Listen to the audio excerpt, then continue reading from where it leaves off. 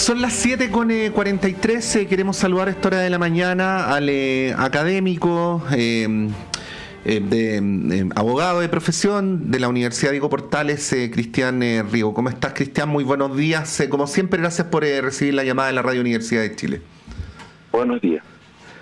Sí, bueno, en principio, de hecho, aquí en la pauta dice que la entrevista es sobre el veredicto del caso Pío Nono. No es estrictamente sobre eso, es a partir de eso, Cristian, que te queremos proponer esta conversación y partir ni siquiera con una pregunta, sino con una afirmación para que tú la comentes, ¿no? Son momentos de mucha zozobra pública para la imagen de las instituciones en general y muy en particular de las instituciones vinculadas con la administración de justicia. Hay cuestionamientos que pueden parecer muy legítimos, los hemos visto, qué sé yo, medidas cautelares, la manera en que los imputados entran a las audiencias y así sucesivamente, pero por el otro lado parece haber una pulsión en el sistema político que cada vez que no me gusta un fallo, una sentencia, arremeto contra los fiscales o arremeto contra los jueces. Partamos por ahí. ¿Qué reflexión podrías hacer sobre lo que está ocurriendo en la relación entre el funcionamiento del sistema y el modo en que la opinión pública y el sistema político lo procesan?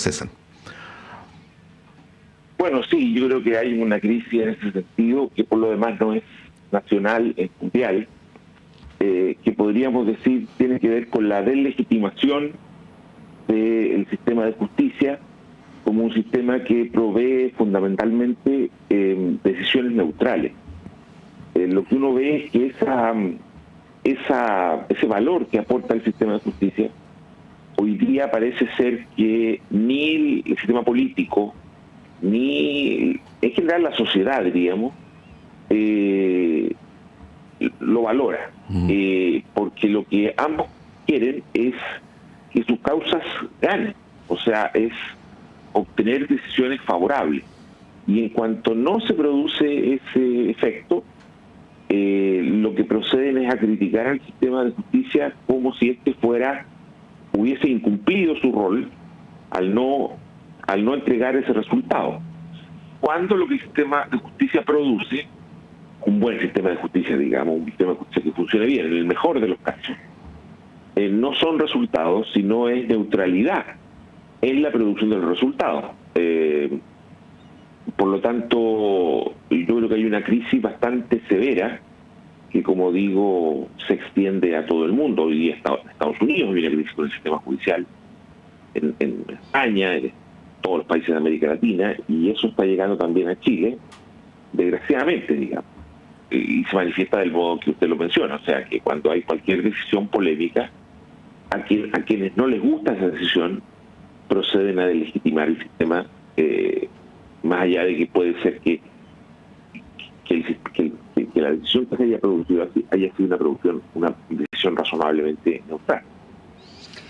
Abogado, Sí, perdón, no continúe. No digo tomada con neutralidad, o sea, tomada con un procedimiento transparente y con jueces que no están comprometidos con ninguna de las dos tesis en juego. Sí, abogado, quería complementar a eso, entendiendo también, claro, cuáles son las etapas también. Sabemos, hay audiencias de formalización donde se entregan algunos primeros antecedentes por parte de quienes están acusando o imputando un delito, luego, no sé, los juicios, que es donde ahí tienen que entonces entrar a comprobarse ciertas pruebas. ¿Qué rol igualmente puede observar respecto del Ministerio Público en algunos casos en donde, claro, una condena final responda si una acusación tuvo o no las suficientes pruebas para llegar a esa decisión final? Bueno, lo que pasa es que el rol del Ministerio Público es un rol, digámoslo así, es muy específico dentro de un sistema más complejo. El Ministerio Público está para formular las acusaciones, para perseguir los delitos, y el sistema asume que el Ministerio Público, al hacer eso, probablemente va a cometer errores. Y precisamente para corregir esos errores es que existe un sistema de chequeo de lo que el Ministerio Público afirma, que es el juicio, donde la defensa puede cuestionar lo que el Ministerio Público dice, donde el Ministerio Público se ve obligado a presentar sus pruebas, y estas pruebas van a ser analizadas con con una serie de instrumentos para tratar de determinar cuál es su real valor. En ese contexto, el rol del Ministerio Público, digámoslo así, es presentar aquellos casos que tengan algún grado importante de plausibilidad, y no se le puede reprochar porque algunos casos los pierda, porque el sistema está diseñado para que eso ocurra de ese modo. Sin embargo, lo que estamos viendo hoy día es que el Ministerio Público es criticado por presentar casos que finalmente no logran ganar, digamos, cuando eran casos que eran razonablemente plausibles y donde cualquier fiscal honesto lo habría presentado sin perjuicio de que a veces puede perderlo, digamos. Sí. Yo creo que hay una incomprensión del rol del Ministerio. Sí, en esa misma línea veíamos el fin de semana la bancada de diputados de RN que le manda una carta al fiscal Armendáriz en su condición de jefe, pidiéndole explicaciones, entre otras cosas, Cristian, por los gastos incurridos por la Fiscalía en la investigación, ¿no? Y también en paralelo entrevistábamos a Mauricio Duche y Mauricio nos decía, y ahí más bien para darte continuidad y pedirte una reflexión sobre el punto, que el verdadero objetivo del sistema de justicia no es que los fiscales ganen, ¿no? Que a veces hay un valor en que si hay hechos de alta connotación pública, que esos hechos se puedan investigar y, por decirlo de alguna manera, se le pueda aclarar la duda a la sociedad, ¿no? Y que eso es mucho más importante que si gana o pierde la fiscalía. ¿Qué reflexión podríamos hacer sobre esto? Claro, el objetivo del conjunto del sistema de justicia fundamentalmente es producir decisiones legítimas, y especialmente en hechos altamente controversiales. Entonces, por ejemplo, en este caso, en el del Puente Pío IX, digamos que por ejemplo, lo que había era una discrepancia muy profunda en la sociedad, básicamente producto de los prejuicios de cada uno, porque muy poca gente conocía en detalle de la prueba. Había quienes sostenían que esto era un intento de homicidio cometido por un policía abusivo, y otros que sostenían que en realidad esto era un ataque de grupos, digamos, políticos contra un policía honesto que trataba de controlar el orden público. Ambas perspectivas sin mucho conocimiento real del caso, ¿cierto? Sobre la base de ideas generales que las personas tienen sobre el comportamiento policial. El sistema de justicia, en mi opinión, cumplió bien su rol, porque el fiscal llevó el caso a juicio. Era un caso que tenía mucha plausibilidad, habían videos, habían testigos, la propia víctima afirmaba haber sido empujada. Pero bueno, en el juicio aparentemente el caso se dibujó un poco, la propia víctima no fue demasiado consistente en sus declaraciones, era ambigua, era difícil de interpretar realmente el comportamiento del policía. Incluso la propia fiscalía tuvo ambigüedad respecto de qué es lo que el policía había realmente hecho. Parece que el policía también fue bastante creíble al declarar que él no pretendía empujar a la persona sino detenerla. Y bueno, el caso se perdió. Uno diría es un caso bastante ejemplar de cómo el sistema debe comportarse para producir una decisión legítima, aceptable para todo el mundo. Sin embargo, lo que ha habido más bien es un rechazo a el comportamiento del fiscal y por algunos otros, digamos, a la decisión de los jueces. Y yo creo que ejemplifican bien este efecto de incomprensión de cómo debe funcionar un sistema de justicia y qué es lo que el sistema de justicia debe producir. Porque a mí me parece que en este caso actuó razonablemente bien. Si estamos conversando a esta hora de la mañana con el abogado y académico Cristian Riego. Cristian, mirado como en un tramo más largo, ¿cuáles podrían llegar a ser las consecuencias de una manera que tiene la política de procesar los fallos judiciales que tiende a deslegitimar públicamente a los actores del proceso, ¿no? La fiscal Chong, que es un ejemplo, ¿no? Se dice que es una fiscal octubrista. Ni siquiera hay mucho consenso respecto a qué quiere decir octubrismo, pero dicho en bocas de quienes lo dicen es algo muy malo, ¿no? El caso del fiscal Armendáriz es todavía más extraño, porque cuando actúa en determinados casos se le dice que es octubrista, y cuando actúa en el caso Jadwe se le dice que es anticomunista. Y así sucesivamente. No es un problema de un solo sector, ¿no? Uno podría analizarlo episódicamente, Cristian, pero te queríamos pedir una reflexión más general, en un tramo más largo. ¿Cuáles son las consecuencias que podría tener esta manera de procesar públicamente la acción del sistema de justicia? A ver, yo creo que esto hasta cierto punto uno lo podría también mirar como un conflicto entre la política y la sociedad civil, digamos. Uh-huh. O sea, la política está muy crispada, hay una lucha por el poder muy desatada, que tiene que ver con muchas cosas, pero entre otras cosas es que el hecho de que la política ha dejado de ser una cuestión fundamentalmente ideológica y ha pasado a ser una cuestión de intereses, muchas veces económicos, de ambiciones personales, digamos. Entonces la política se crispa de un modo extraordinario. Y muchas veces de manera además bastante cínica, porque por ejemplo sabemos que respecto a algunos de estos casos, los mismos políticos que en una época, por ejemplo, presionaron porque se persiguiera a este policía, en el caso del Puente Pío IX, hoy día atacan a la fiscal por perseguirlo, porque le resulta, porque ha cambiado el ánimo de la sociedad, digamos. Uh-huh. Bueno, entonces tenemos a estos políticos que están interesados en crispar a la sociedad. Y yo creo que las sociedades más o menos maduras, digamos, debieran un poco distanciarse de eso y reconocer y ponerse un poco del lado de los valores del sistema de justicia, reconociendo que esos valores están más cerca de su interés que esta crispación política que, como digo, tiene motivos bastante, a veces, motivos bastante oscuros, digamos.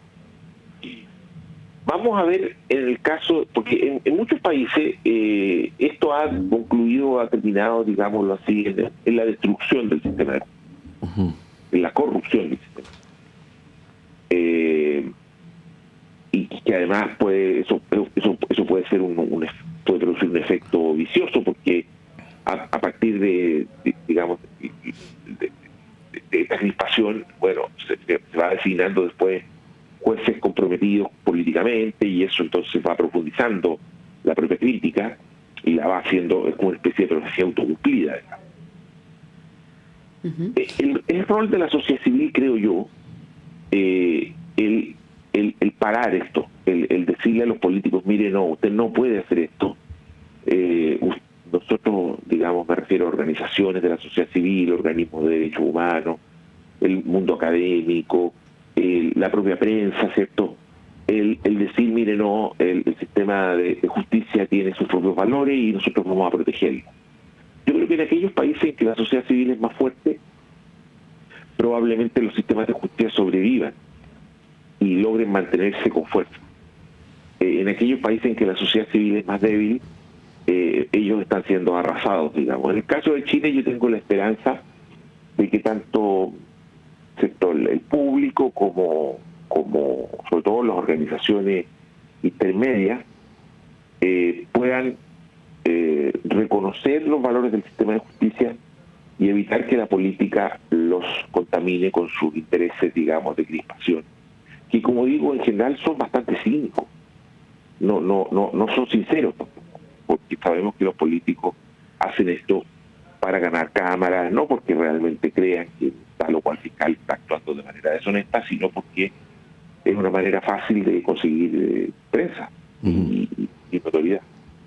Abogado, igualmente preguntarle a propósito de eso, de algunos elementos igualmente que se puedan ir avanzando de todas maneras dentro de nuestro sistema judicial, porque claro, esto a veces se cruza con puntos políticos, por ejemplo, desde la propia Fiscalía, cómo se elige o quienes asumen los liderazgos del Ministerio Público. Hay varios puntos independientes de esta idea de poder aterrizar lo que es el trabajo actual del sistema. Hay algunos elementos que se pueden considerar como importantes de mirar al detalle y seguir avanzando en mejoras.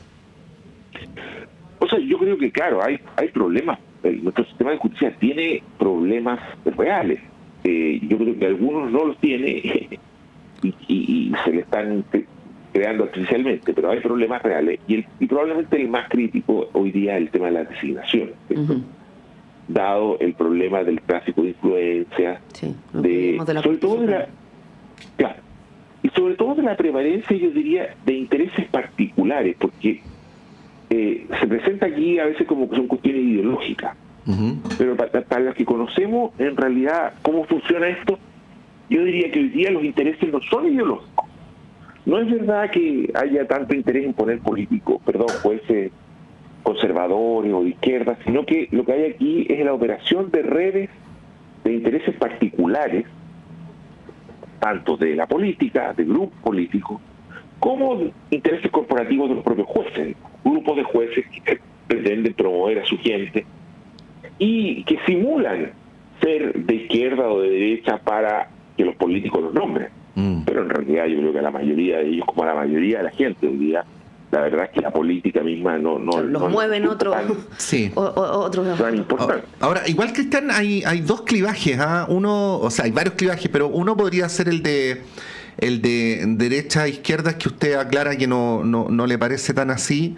Pero hay otro clivaje que está súper instalado, que es, disculpe que lo diga así como maniqueamente, de ricos pobres, ¿no? Que si alguien en el sistema de justicia paga una fianza millonaria, no va a la cárcel, ¿no? Que si tiene buenos contactos, las medidas cautelares pueden ser menos gravosas, aún siendo declarado culpable. Usted sabe, estoy pensando en el caso Macaya, ¿no? Y así sucesivamente. Bueno, respecto a eso, ¿qué decir? A ver, el sistema de justicia, como todos los subsistemas, ¿cierto? Son susceptibles de ser, digamos, influenciados por el dinero. En el sentido de que en algunos casos de manera, llamémoslo así, legítima, y en otros casos de manera ilegítima. De manera legítima, por ejemplo, y eso es bastante evidente, tener buenos abogados y tener abogados con mucha dedicación de tiempo y con muchos recursos es una ventaja enorme en el sistema de justicia. Y eso es una desventaja, una diferencia legítima. Por otra parte, también nuestro sistema de justicia reconoce mucho y sanciona en el sentido contrario el tener buenos o malos antecedentes previos, ¿cierto? Y normalmente las personas que tienen mayor posición social, que están más alto en la pirámide, como que dice, social, suelen tener buenos antecedentes, y quienes están más bajo en la pirámide social suelen tener malos antecedentes, y en el peor de los casos suelen, digamos, ser delincuentes reiterativos. Entonces, hay una parte del sistema de justicia o una parte de la diferencia social que se expresa de manera legítima, y eso no hay cómo evitarlo. Uno lo puede constatar, digamos, pero la verdad es que eso es siempre así. Las cárceles en todos los países del mundo están en general llenas de gente pobre. Y eso no quiere decir que el sistema de justicia necesariamente sea discriminatorio, sino que es la realidad de fondo, digamos, la que produce ese efecto. Ahora, hay también cuestiones que son ilegítimas, ¿cierto? Como la capacidad de influenciar juez, la capacidad de pagar coimas, la capacidad de ejercer influencia indebida. Yo diría que en el caso de Chile eso no es tan común, esta segunda parte, digamos. No digo que no exista, pero yo diría que si lo miramos, por ejemplo, en términos de América Latina, la mayoría de los jueces chilenos y los fiscales chilenos son razonablemente honestos, digamos, actúan de acuerdo con su mejor entender de lo que es su rol.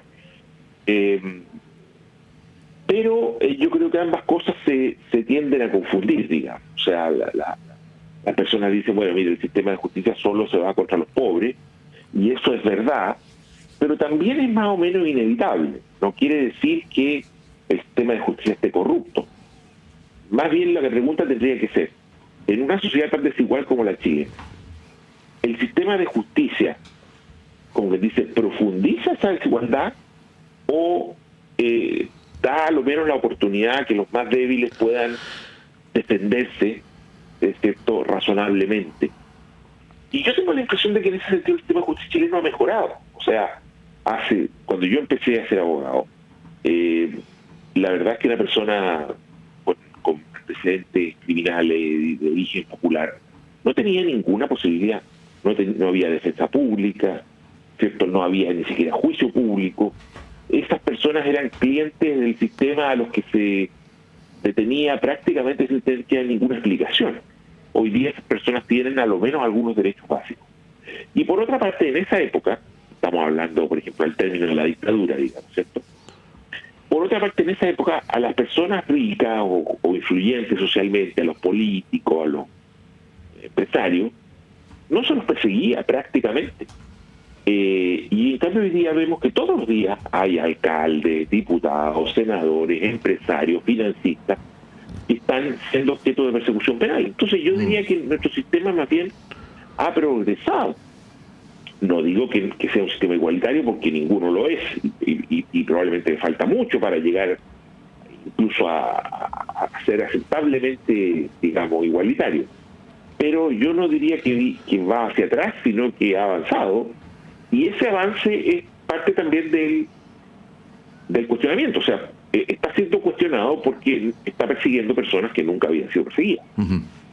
Abogado, solo porque ahí en alguna de las respuestas se mencionaba, por ejemplo, lo que hasta ahora se ha conocido sobre los pasos que se quieren dar o indagar con una comisión ética, incluso desde la Corte Suprema, los nombramientos de jueces. Pero ¿hay voluntad para efectivamente mejorar la transparencia si nos enfocamos en ese punto?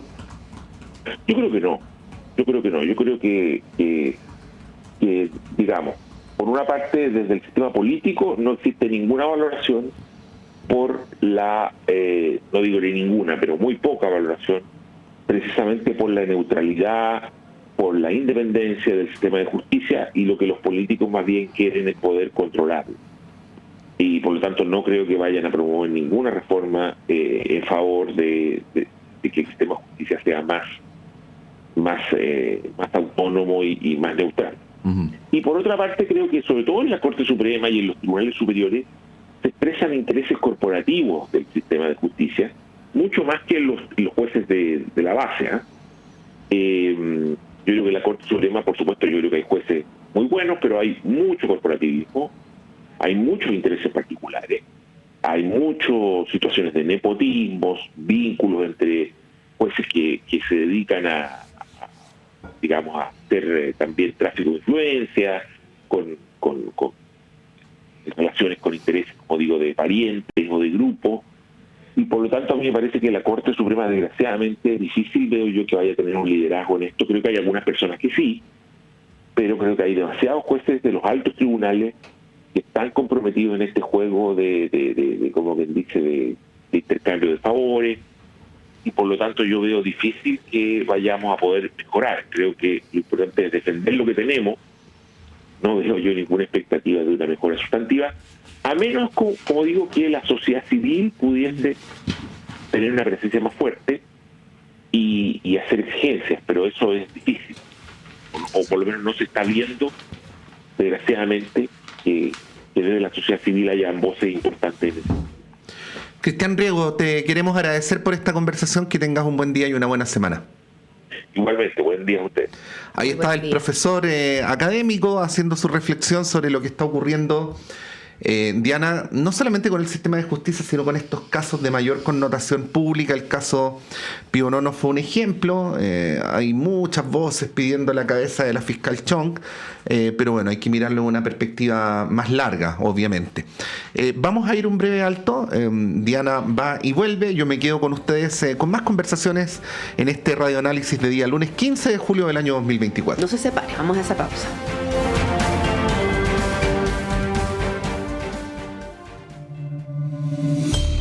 En estos tiempos, elija un servicio serio, confiable y de primera línea. Servicio de sanitización y control de plagas urbanas de la Universidad de Chile. Ejecutado por el Centro de Estudio y Manejo de Plagas de la Facultad de Ciencias